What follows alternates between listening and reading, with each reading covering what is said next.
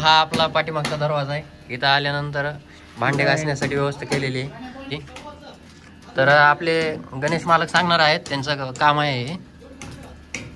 तर हे तिथं संडास प्लस बाथरूम दोन्ही पण आहे. हा अटॅच आहे. अटॅच आहे.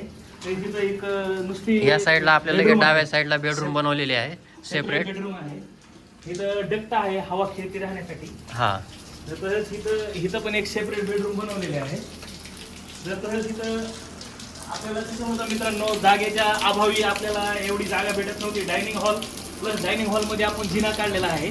तर दोन्ही अटॅचमेंट केले आहे. इथं आपला डायनिंग हॉल बसू शकतो, इथून आपण येऊन जाऊ शकतो. तर तसंच मित्रांनो अजून इथं किचन बनवलेलं आहे.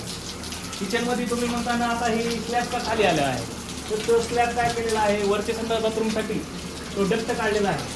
तर मित्रांनो आपण बघू शकता मध्ये येऊन ही 16x12 हॉल आहे किचन. तर तसंच मित्रांनो इथं या तुम्ही, इथं आपण डुप्लेक्स हॉल बनवलेला आहे. तर रेग्युलरली मित्रांनो आपण काय करत असतो की 10 फूट हाईट घेत असतो.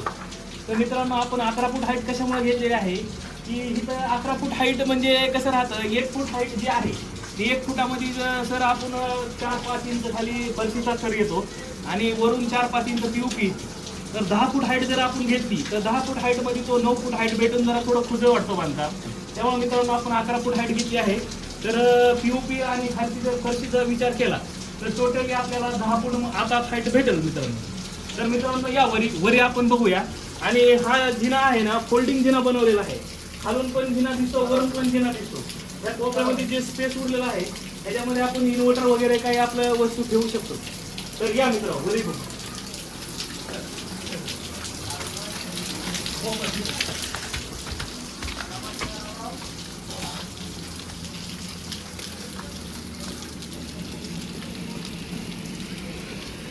तर मित्रांनो आता वरी आदेश थोडं काम चालू आहे. तर हा बघा हा डुप्लेक्स हॉल बनवलेला आहे. तर हा तुम्हाला दिसेल डुप्लेक्स हॉल. ही इथं एक बेडरूम आहे म्हणलं, संडास बाथरूम अटॅच बेडरूम आहे, मास्टर बेडरूम आहे. इथं हा डक्ट बनवला आहे ह्याचा. तर इथं पण आपण एक रूम बनवणार आहे. तर इथं ज्या रूम आहे ही सेपरेट रूम आहे. त्या सेपरेट रूमसाठी सेपरेट संडास बाथरूम अटॅच आहे.